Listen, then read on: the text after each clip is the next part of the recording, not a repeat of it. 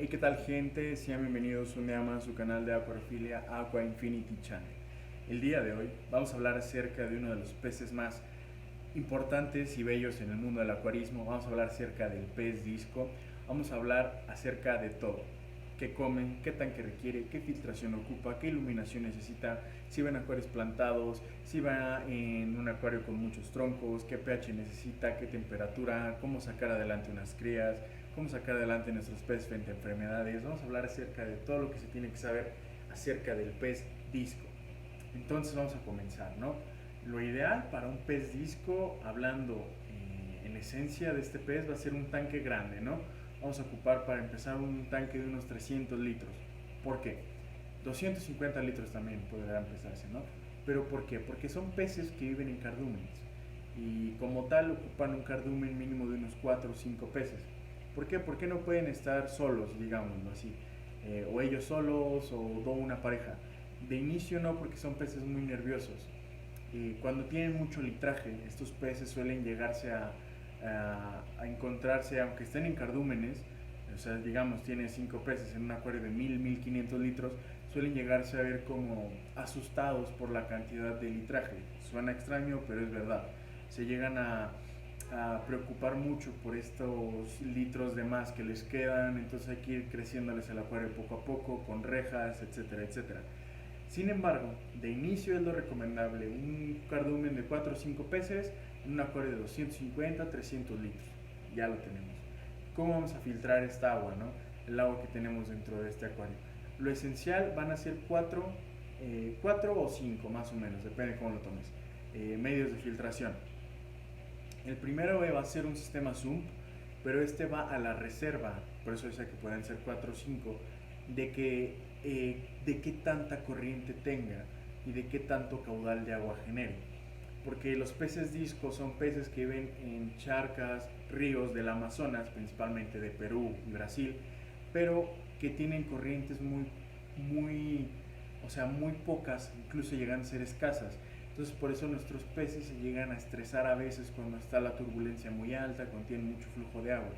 Además de que por lo general son peces de nado lento y que suelen ir nadando de forma organizada, por así decirlo, ¿no?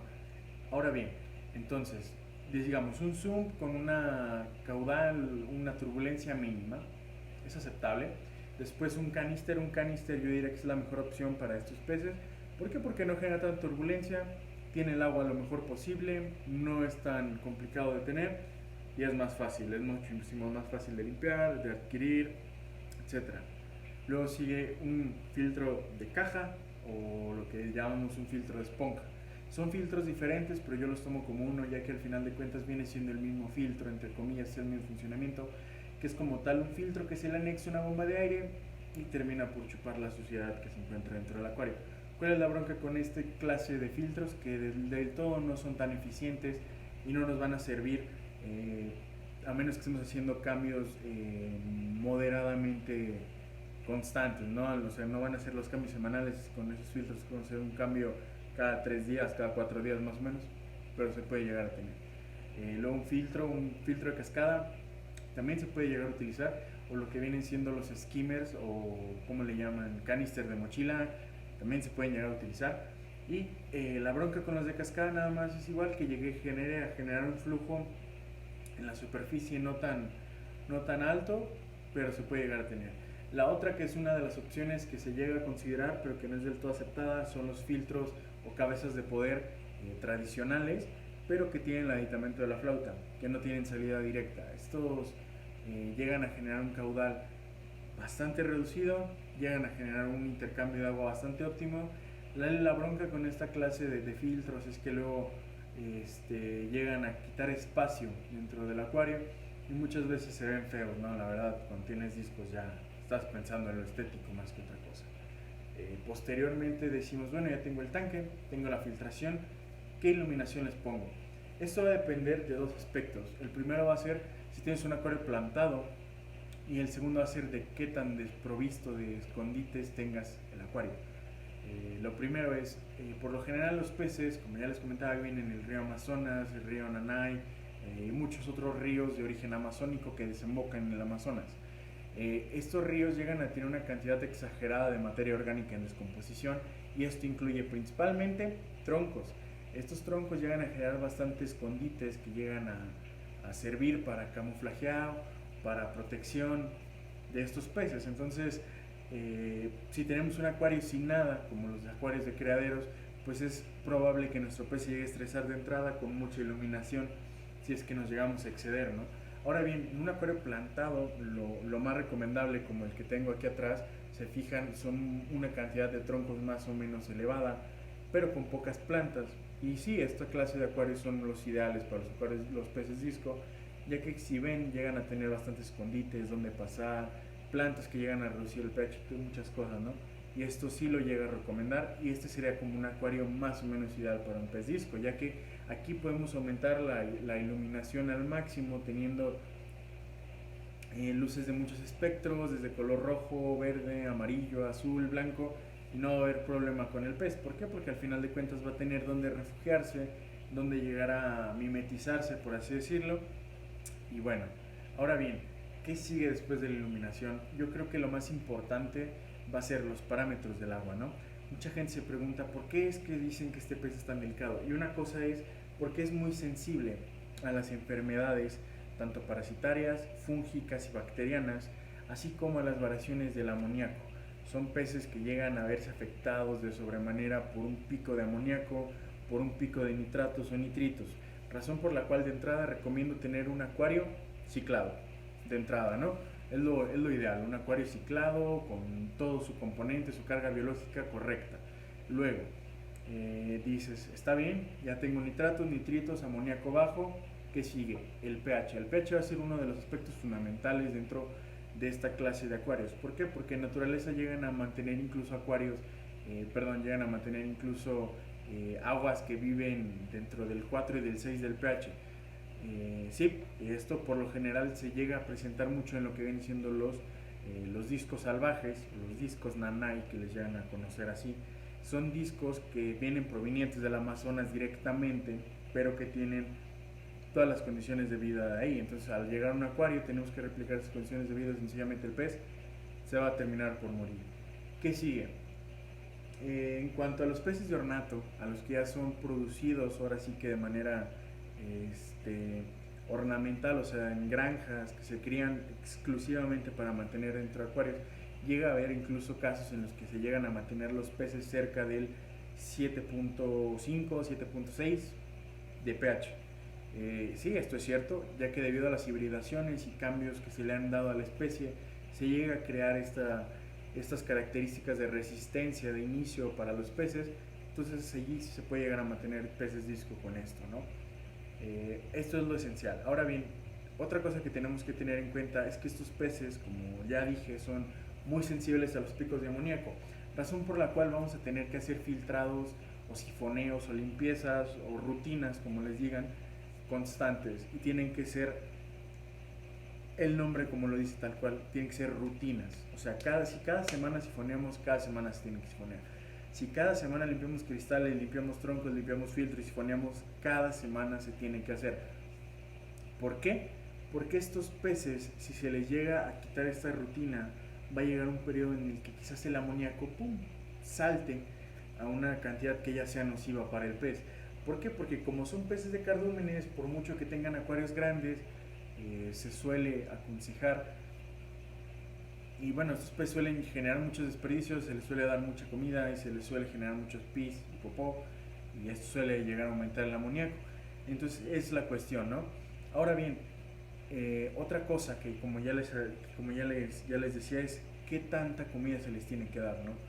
Un aspecto y un refrán que me llegaron a decir por ahí algunos criaderos y peces que saben, y gente que sabe del tema, es que a los peces disco es mejor dejarlos con hambre que sobrealimentarlos, y es un problema de todo el acuarismo. Un pez Oscar, por ejemplo, tú le avientas el alimento y puede estar sobrealimentado, no va a pasar nada.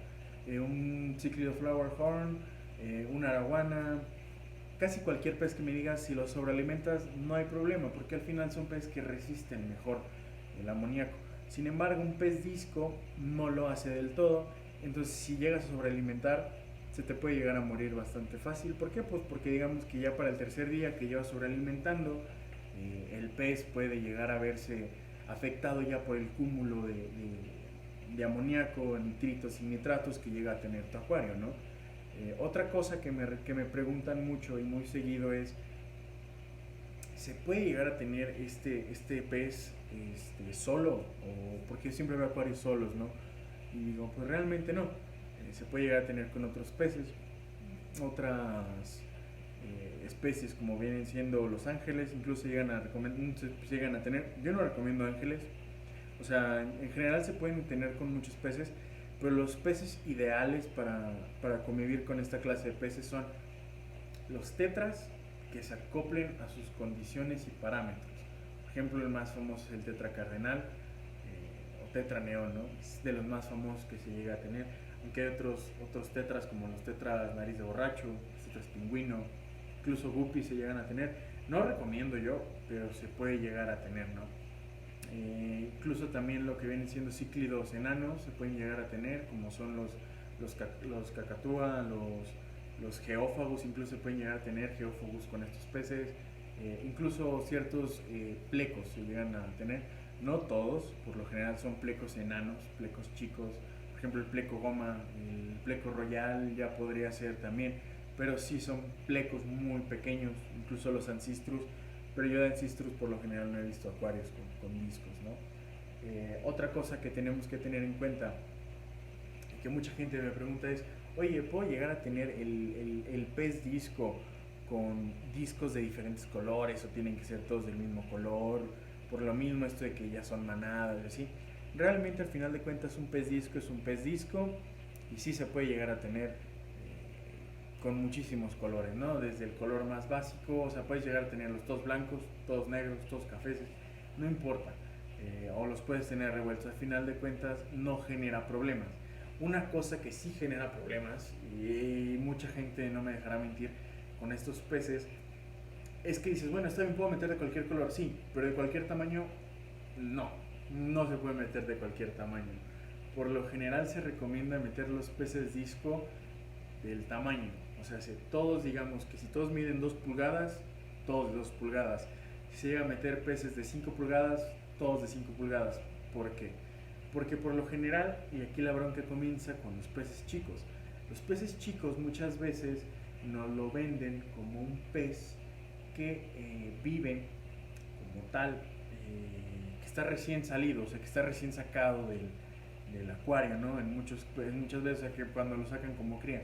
Y muchas veces estos peces tienen la manía que, como son cardúmenes, no alcanzan a comer y a pescar toda la comida que ocupan y les suele generar hambre y llegan a molestar a los peces más grandes, siguiendo ese instinto, ahora sí que natural, de los peces discos, de llegar a comer de la mucosa de los más grandes. Entonces sí se llega a ser medio complicado para los peces más grandes lidiar con un cardumen. Digamos, metimos 3 discos chicos, se le pueden llegar a pegar a peces grandes, ¿no? Además de que eso, pues, de que les coman la mucosa, les va a dañar, los va a generar, nos puede llegar a generar enfermedades, peleas, etc.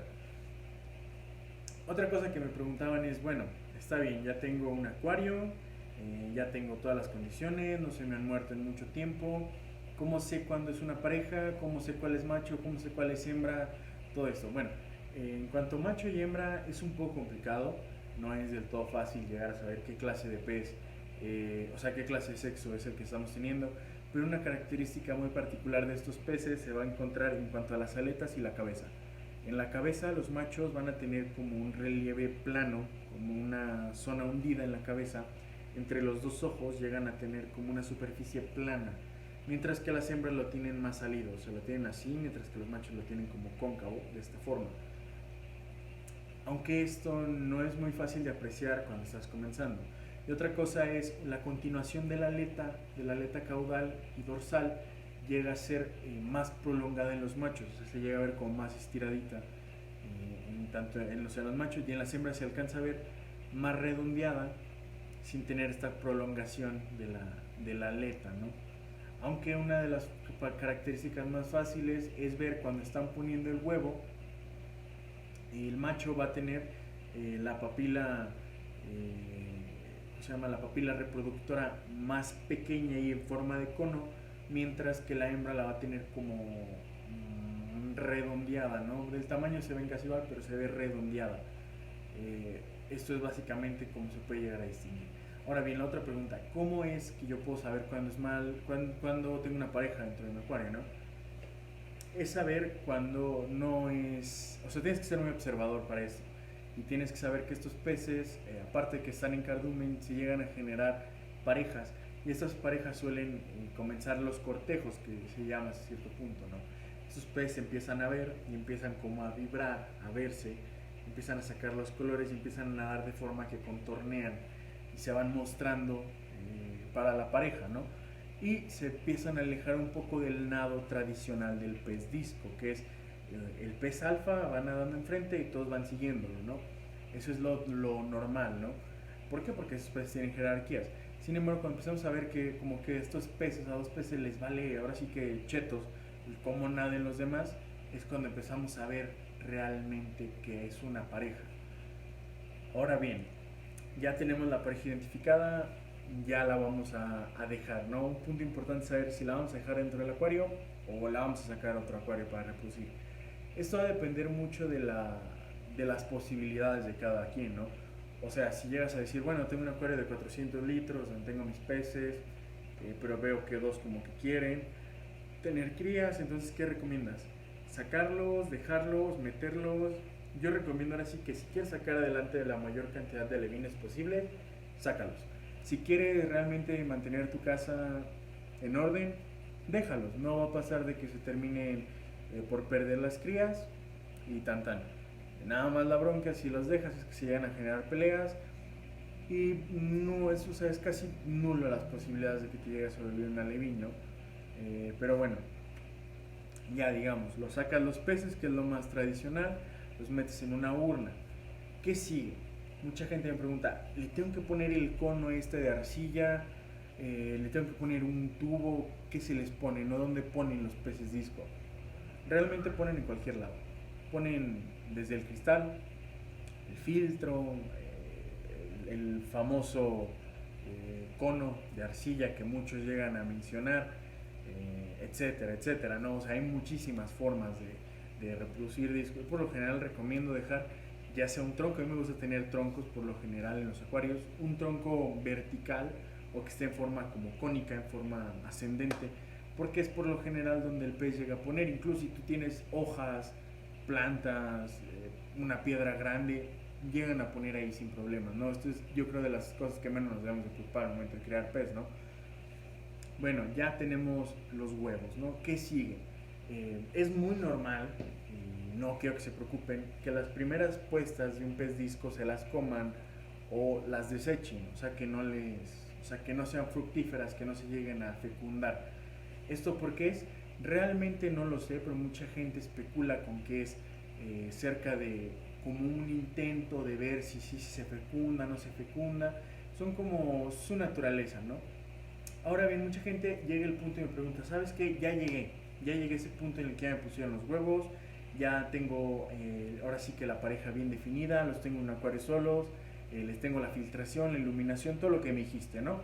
Ok, ¿qué sigue? ¿Cómo garantizo que mi huevo se fecunde? Esto es muy importante porque la gente que tiene experiencia comenta que estos peces, dependiendo de si son muy silvestres, si son muy de ornato, o sea, muy cruzados, llega a haber diferencias en cuanto al pH necesario para que se llegue a ver una buena fecundación. Un pez silvestre, mientras tenga un pH bajo, tirándole al 5, 4, te va a fecundar, sin problema. Un pez de ornato con 4 o 5 en pH ya no te va a fecundar. Ocupa subirlo a 6, 5, 6 más o menos, y ahí es donde te va a poder fecundar el pez. ¿Por qué? Porque las adaptaciones del pez han generado que los peces de ornato sean más propensos a mantenerse en acuarios con pHs más altos y por ende su esperma se adapta a soportar estas condiciones de pH. Un pH menor suele quemar las membranas de los espermatozoides del macho y por ende no se va a fecundar el huevo, ¿no? Ahora, en caso de que este pez se mantenga, digamos, sabes que ya está bien, bien sostenido el pez, ya tenemos todo, ya se fecundó, sea silvestre o sea de ornato, ya me fecundó el huevo, ¿no? Ok, ¿qué sigue? Una cosa importante de mencionar aquí es checar el ciclo lunar, porque la siguiente etapa que sigue es que es la etapa de nado libre, yo así le llamo, ¿no? Es una etapa en que los peces, o sea, después de eclosionar, comienzan a nadar desperdijados por todos lados. Y los machos o las hembras, da igual, comienzan a pescar a los peces y los empiezan a aventar al lugar de donde nacieron, ¿no? Donde se puso el huevo en primera instancia. Y van a decir, bueno, ¿y esto qué tiene que ver con la luna, no? Por lo general, cuando la luna nueva alcanza, el pez disco te pone el huevo. Y es muy normal que en estas fechas te dé. Cuando la luna llena sale, ¡pum! Es cuando el pez es eclosionado y el papá puede ir pescando los huevos, o sea, las crías, ¿no? ¿Por qué? Porque la luna les ayuda hasta cierto punto como iluminación para ir pescando estos pececillos y que no se les vaya.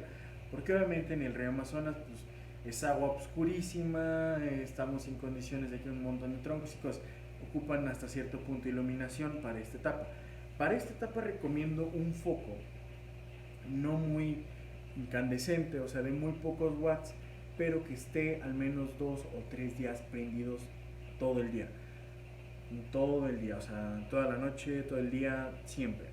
Esto va a simular un poco lo de la luna y les va a ayudar a los peces a recapturar, ¿no?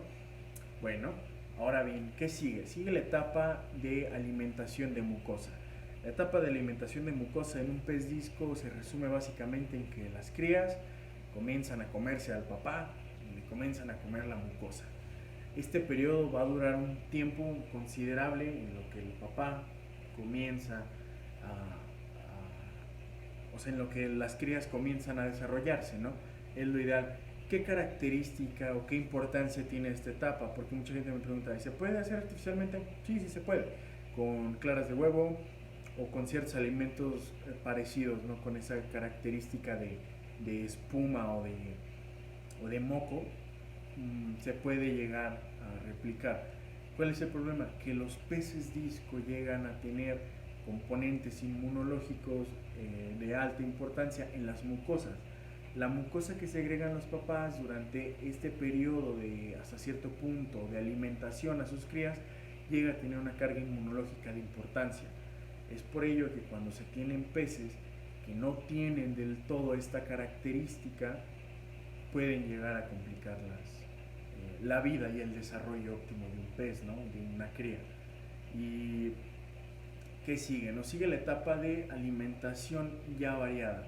Esta etapa la comienzas a ver cuando los peces les avientas alimento y empiezas a ver que ya no solo se lo comen los papás, sino que las crías comienzan a ir por el alimento, lo pescan, ya le empiezan a dar 2, 3 mordidas. Cuando veas esto, que ya va a ser como después de 2, 3 semanas más o menos, es cuando se puede retirar el papá y la mamá de nuestras crías. Y es en esta etapa en la que realmente el pez disco ya se puede valer por sí mismo. Estamos hablando de que va a medir aproximadamente 3 centímetros o 1 pulgada de diámetro, o sea, es una cosita así el pez, ¿no? Pero en esa etapa ya empieza a comer solo. Y es en esta etapa en la cual dices, bueno, ¿qué les tengo que dar? Se les puede dar artemia eclosionada, ya se les puede dar papilla y ya se les puede dar incluso lo que viene siendo el redworm o cualquier otro alimento vivo mientras le quepa en la boca, ¿no? Es lo que les decía. Ahora bien, la papilla, mucha gente me pregunta qué tiene que ver una buena papilla. Esto es tema para otro video, pero en general se lo resumo, lleva carne, o sea, carne de corazón, lleva ajo, lleva espinaca y un multivitamínico. En general son las papillas que más se les da, aunque hay papillas premium y posteriormente se las iré enseñando en el canal, pero es en general como se mantiene un pez, ¿no? Ahora bien, ya come solo el pez, ¿qué sigue? Sencillamente sigue la fase de engordado y en esta fase el pez come y come y come y come y come y se llega hasta un tamaño óptimo para la venta. Ese es el ciclo de vida de un pez disco y en general son peces que a mi parecer se hacen muy bonitos, muy lindos, y que además se me habrán pasado cosas, quizás dije muchas cosas de más, pero es básicamente, esta es la guía yo que he visto, he juntado varias información de muchos lados y esto es como lo más concreto y puntual que necesitas para mantener un pez disco, ¿no? Hay otras cosas como por ejemplo que los peces disco cuando sacan unas franjas es porque están estresados, expresan sus estados de ánimo, sí, es cierto, que los peces disco llegan a ser muy propensos a enfermedades, sí, es cierto. ¿Cómo se trataban las enfermedades? ¿Qué se nos pasa? Hay muchas formas de tratar las enfermedades de los discos, ¿no? Una cosa importante para tratar las enfermedades de los discos es el sulfato de cobre y ácido cítrico. Se hace una mezcla, se agrega. Otra es el formol con azul de metileno y verde de malaquita. Se agrega una gota por cada 10 litros aproximadamente y queda. Igual, si se quiere para la comida, se puede utilizar metronidazol, tanto disuelto en el agua como en la papilla. Se les mezcla una pastilla por un kilo o sea, una pastilla de 500 miligramos por una papilla de un kilo y queda el alimento. O sea, más o menos así se van generando el trato de enfermedades. Lo general es subirle la temperatura a 30, a 31 grados, o sea, 2-3 grados por arriba de los que los tenemos naturalmente. Y es a lo que me refería, tienes que tener el pez en una temperatura que te deje brincar para arriba y brincar para abajo, porque son peces que tienen un margen de temperatura de 5 grados, 4 grados. Entonces, yo no te recomiendo que lo tengas a 26 porque si te llega a fregar tu calentador, va a bajar más rápido. No te recomiendo que lo tengas en 31 o 30 grados. ¿Por qué? Porque cuando se te enferme el pez, no vas a poder más que subirlo a 32 grados y a 32 grados el agua ya no es muy buena para los peces. Si lo tengo, lo óptimo yo diría tenerlo en 29 o 28, no más. Esa reserva, ¿no? Esto igual yo recomendaría incluso en ciertas regiones como son Texas, desiertos así como el Medio Oriente, incluso ciudades muy muy calurosas como llegan a ser el norte de México. Estas regiones ocupan enfriadores, o sea, lo que vienen siendo ventiladores dentro del acuario para poder mantener fría el agua. ¿Por qué? Porque realmente son peces que lo necesitan y que las fluctuaciones de temperatura también les llega a afectar. Pero bueno, yo diría que esto es todo por el día de hoy. Llevamos casi 30 minutos hablando de este pez. Y bueno, si tienen alguna duda más que se nos haya pasado, algún comentario, ya saben, déjenlo acá abajo en la cajita de comentarios. Igual síganos en nuestras redes sociales para ver más fotos de estos increíbles peces. Nos encuentras en Facebook como Aqua Infinity Channel y en Instagram como Aqua-Infinity-Channel. Y bueno, suscríbete al canal, vamos a tener muchísimo contenido en este periodo de tiempo. Y ya sabes, cualquier idea para video o cosa que quieras saber, hánoslo saber y nosotros próximamente subiremos el video. Así que bueno, nos vemos a la próxima.